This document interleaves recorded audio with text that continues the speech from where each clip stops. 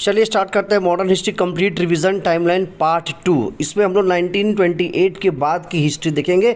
चलिए video start करते हैं। जिन्ना ने 14 पॉइंट का नेहरू रिपोर्ट के अगेंस्ट अपना एक रिपोर्ट दिया था। इसके बाद भगत सिंह और बटुकेश्वर दत्त ने बॉम्ब गिराया था सेंट्रल लेजिस्लेटिव असेंबली में पब्लिक सेफ्टी बिल के अगेंस्ट में। जतिन दास 64 दिन के फास्ट के बाद उनकी मृत्यु हो गई थी। हम आप तो 2-4 दिन भी भूखे नहीं रह सकते, आज 2 घंटा नहीं रह सकते, तो 64 दिन तो छोड़ दीजिए। और इरविन ने अनाउंस किया था डोमिनियन स्टेटस। इसके बाद लाहौर से शुरू हुआ था, जवाहरलाल नेहरू ने डिसाइड किया था और कंप्लीट इंडिपेंडेंस की मांग की थी। कंप्लीट इंडिपेंडेंस यानी कि पूर्ण स्वराज की मांग की थी। 1930 में आ जाता है। 1930 में जवाहरलाल नेहरू ने तिरंगा फहराया था। कहां से? On the bank of Ravi river in Lahore. पहला इंडिपेंडेंस डे मनाने की बात हुई थी 26 जनवरी 1930 को, कि 26 जनवरी 1930 को पहला इंडिपेंडेंस मनाएंगे। उसके बाद working committee of INC meet की थी साबरमती में और पास किया गया था civil disobedience movement. Dandi march 1931 में ही हुआ था, 12 मार्च से लेकर 6 अप्रैल 12 मार्च 6 अप्रैल से 24 दिनों का 78 वॉलंटियर के साथ। फर्स्ट राउंड टेबल कॉन्फ्रेंस भी इसके बाद हुआ था साइमन कमीशन की रिपोर्ट को पढ़ने के लिए। अब आते हैं 1931 में गांधी इरविन पैक्ट हुआ था। 11 पॉइंट का समझौता था। एग्जैक्ट डेट याद रखना है, 5 मार्च को हुआ था। 1931 में 5 मार्च को हुआ था। उसके भगत सिंह, सुखदेव और राजगुरु साहब को, तीनों साहब थे हमारे, और इन तीनों को फांसी हुई थी 23 मार्च 1931 को। सेकंड राउंड टेबल कॉन्फ्रेंस हुआ था। गांधी जी इसमें पार्टिसिपेट किए थे 7 सितंबर 1931 में। इसके बाद कराची सेशन हुआ था 29 से 31 मार्च को। 1932 में कॉमनवेल्थ अवार्ड की घोषणा हुई थी 16 अगस्त, जिसके अगेंस्ट में गांधी जी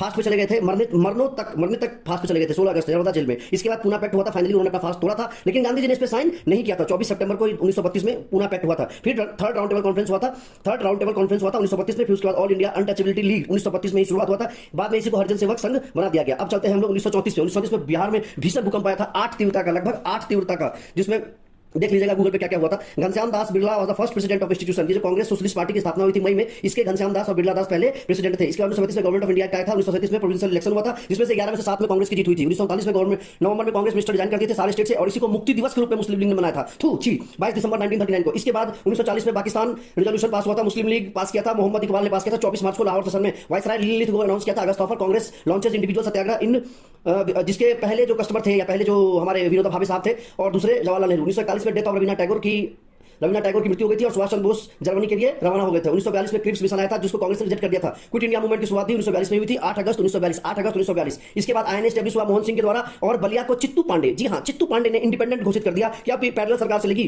ब्रिटिशर्स को लात मार के भगाया था। 1943 में worst Bengal famine, one of the worst Bengal famine हुआ था। इसके बाद कराची सेशन हुआ था। मुस्लिम लीग ने डिवाइड एंड क्विट अडॉप्ट किया था कि चलो भैया डायरेक्ट एक्शन करेंगे, अब खत्म, पाकिस्तान लेकर रहेंगे। 1940 में शिमला कॉन्फ्रेंस। उसके बाद वेबल प्लान हुआ था, राजगोपालाचारी फॉर्मूला हुआ था। 1940 में रॉयल एयरफोर्स म्यूटिनी हुआ था 1946 में, और कैबिनेट मिशन आया था इंडिया। और 1946 में first session of constituent assembly भी हुई थी। और 1947 में क्या हुआ था हम सबको पता है। धन्यवाद।